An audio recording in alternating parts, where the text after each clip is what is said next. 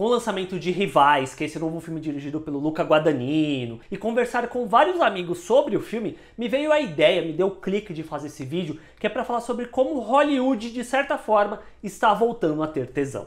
E desde já eu peço para você deixar o joinha, que isso ajuda demais esse vídeo chegar a mais pessoas. E não é que o tesão sumiu do cinema, mas eu acho que ele ficou nessa última década de 2010 principalmente, muito no âmbito dos filmes independentes. Ao meu ver, isso acaba voltando ao início dos anos 2000, quando começaram a surgir esses grandes blockbusters baseados e inspirados em propriedades intelectuais. Tá caindo no balaio Harry Potter, Senhor dos Anéis, a DC, a Marvel principalmente ali culminando no MCU, que ao mesmo tempo que é contraditório, acaba fazendo total sentido. Esse universo da Marvel, desde o seu princípio, desde a sua concepção, vende muito essa questão dos corpos esculturalmente perfeitos de deuses gregos, onde todos os atores vão na academia do Chris Hemsworth ficar ali em forma, bonitões, para ter aquele fatídico shot que eles estão sem camiseta. Mas mesmo com esses corpos extremamente sarados, não existe exatamente um tesão diante desses corpos. E olha que existem casais aos montes dentro do MCU, mas são muito poucos, dá pra contar acho que numa mão, os que carregam tesão dentro dessa relação entre eles. Eu colocaria aí um pouco o Peter Quill no primeiro Guardiões da Galáxia, que eu acho que o James Gunn brinca um pouco com isso. Dá pra colocar a Wanda e o Visão, principalmente dentro de WandaVision, e principalmente o Steve Rogers com a Peggy Carter lá no primeiro filme dele, o primeiro Vingador, lá de 2011. Ainda assim, foi somente com Eternos que a Marvel teve a sua primeira cena de sexo dentro desse universo, que foi alardeado, foi colocado, virou notícia e não sei o que, depois de 26 filmes e mais de 13 anos da existência desse universo. Mas eu quero pontuar que eu acho importante que tesão não necessariamente precisa estar associado com sexo. Eu acho que o tesão vai além disso. Tesão também é tensão, é desejo. E nesse sentido, eu acho que a maioria dos casais dentro do MCU não carregam esse tesão, esse desejo dentro da relação entre eles. Mas ao mesmo tempo que existe essa contradição na forma como eles mostram esses corpos, eu digo que faz total sentido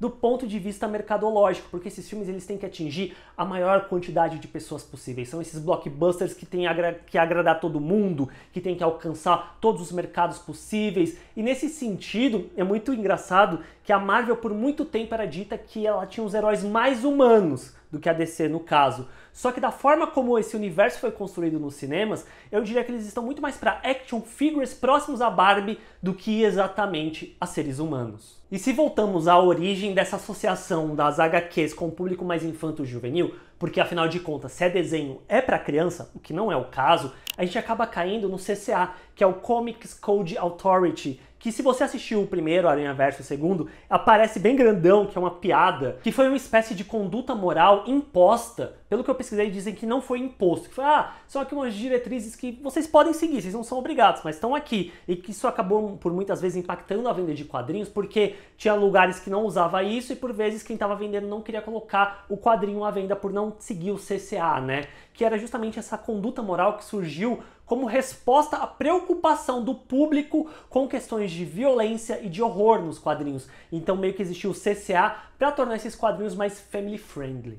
Não à toa existe um semelhante cinematográfico que meio que serviu como inspiração para o CCA, que foi o Código Reis, que vigorou ali em Hollywood durante as décadas de 1930 até perto do final da década de 1960. E que também era um conjunto de normas morais a serem seguidas pelos filmes que era dividido em duas partes. Uma que era não pode, como por exemplo ter nudez implícita, e outro que era melhor tomar cuidado na forma como ia colocar, que era o caso de colocar casais juntos na cama. Como eu disse, o Código Reis ele vai ali até o final da década de 60, e durante a década de 70 é o momento da nova Hollywood, que traz um cinema que busca tratar sobre assuntos mais reais, mais urbanos, mais sociais. A questão da liberdade sexual é trazida para dentro dos filmes também. Além disso, a década de 70, pega ali o final da década de 60, mas principalmente durante a década de 70, os filmes sexploitation acabam ganhando uma maior notoriedade. Sexploitation esse que carregava nudez dentro dos seus filmes e colocava sexo de forma não explícita, que eram coisas que pelo Código Reis não podia ter.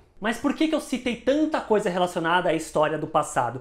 Porque eu não sou sociólogo, mas eu imagino que quem é vai poder falar sobre isso melhor. Mas quando eu tinha meus 20 e poucos anos conversando com amigos mais velhos, muito eles diziam sobre isso de que existem certos comportamentos que são cíclicos dentro da nossa sociedade e como sempre uma década seguinte, uma geração seguinte, surge quase como resposta à anterior. Então se a gente tem um movimento muito progressista, logo mais à frente a gente tem algo conservador, mas depois vem outro progressista e assim por diante. Se a gente pega, por exemplo, o cinema de 1970, ele parece surgir como uma resposta ao cinema anterior conservador imposto por conta do Código Reis. E aparentemente esse cinema da década de 2020 pode surgir como uma resposta a essa falta de tesão que existe no cinema mainstream hollywoodiano da década de 2010. Uma reportagem de 2019 da Playboy concluiu que o cinema de 2010 era o que possuía menos cenas de sexo desde a década de 1960, que foi justamente quando ainda existia o Código Reis. E de novo, eu reforço,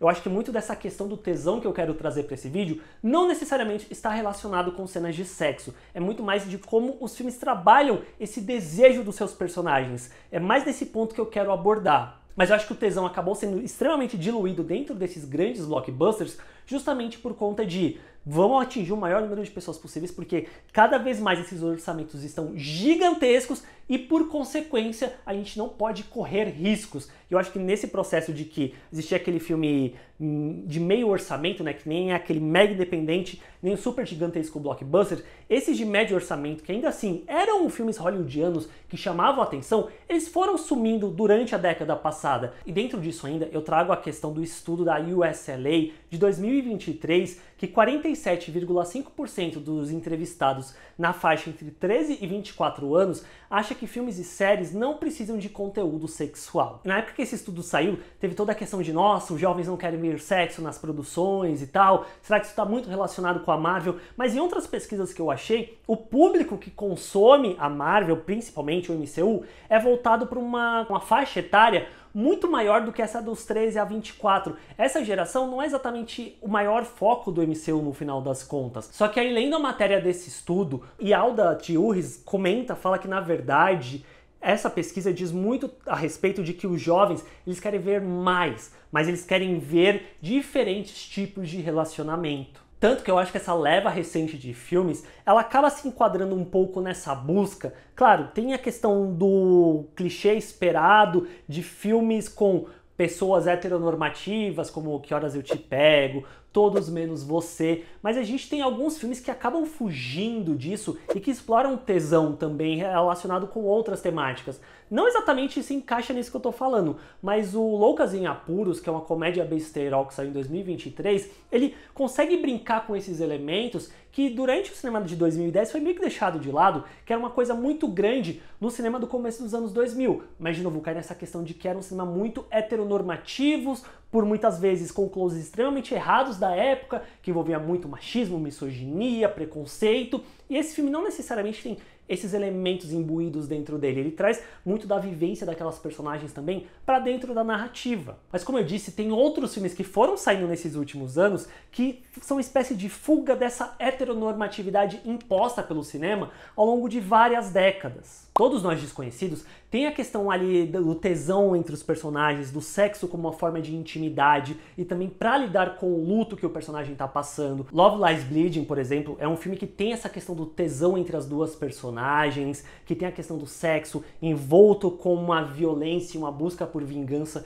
mas eu acho interessante, indo por um outro caminho, eu imaginava que esse filme ia ter muito mais essa questão do tesão e da tensão entre as duas personagens do que acaba tendo, mas a Rose Glass, ela usa muito essa questão do corpo escultural, a forma como ela trabalha isso envolto de uma certa, não exatamente violência, mas de um certo terror, é muito mais do que o MCU fez na sua duração toda, envolvendo esses personagens extremamente esculturais, como eu citei no começo do vídeo. O próprio Saltburn, que gerou toda uma comoção quando ele saiu, na forma como Emerald Fennell explora ali o tesão entre os personagens, principalmente da forma como o personagem do Barry Keoghan quer consumir aquele personagem do Jacob Elord, carregado também com essa coisa de diferenças de classes sociais e uma querendo consumir a outra. Tudo isso não é apenas o sexo, mas é a forma como essas diretoras e esses filmes exploram o tesão alinhado com as suas narrativas. E aí a gente tem o filme mais recente que me levou a querer gravar esse vídeo, que é o Rivais, que não exatamente tem nada tão sexual jogado na nossa cara, de sexo mesmo, mas é um filme que explora muito o tesão entre esse trio e como ele vai construindo a tensão a partir dessa dinâmica desses personagens. E Luca Guadagnino é um nome que eu acho que tem que ser ressaltado nesse sentido, porque o diretor italiano, ele trabalha muito essa questão do desejo dentro dos seus filmes. Não à toa, ele tem uma trilogia de filme chamada Trilogia do Desejo, que tem Um Sonho de Amor, Um Mergulho no Passado e Me Chame Pelo Seu Nome, que foi o primeiro filme ali, perto do final dos anos 2010, que fez a galera ficar: uou, esse filme aqui ele é sensual, ele tem um tesão ali. E isso vai sendo aumentado conforme vai passando seus filmes. Eu diria que até Os Ossos é um filme que envolve ali a questão do canibalismo e tal, mas ele também explora muito essa questão do desejo dos personagens. Rivais, então, nem se fala. Além do fato de que todos esses filmes que eu citei por último agora, o Saltburn, Love's Lie Bleeding, Todos Nós Desconhecidos, Rivais, são excelentes filmes. Só que eu acho curioso esse momento que a gente vive quanto sociedade, que durante a década de 2010, que foi o momento que menos o cinema hollywoodiano mainstream tinha tesão imbuído dentro dele, foi quando as redes sociais mais se consolidaram. Elas surgiram e foram se consolidando. E nesse processo, as próprias redes sociais meio que evitam que coisas relacionadas a assuntos polêmicos sejam ditos, ou coisas relacionadas a sexo, por exemplo. E aí é nesse processo, nesse movimento, que a gente vê o cinema redescobrindo o seu tesão. Isso acaba sendo muito curioso para ver como que vai ser daqui para frente, se mais filmes seguirem essa proposta de despertar o tesão novamente. O que você acha dessa discussão toda? Deixa aí embaixo nos comentários o seu take, assina o canal aqui para seguir o Bilheteirama e não perder outros vídeos. Se você não quiser fazer nada disso, só o joinha ajuda demais esse vídeo a ser recomendado a mais pessoas. E a gente se vê na próxima.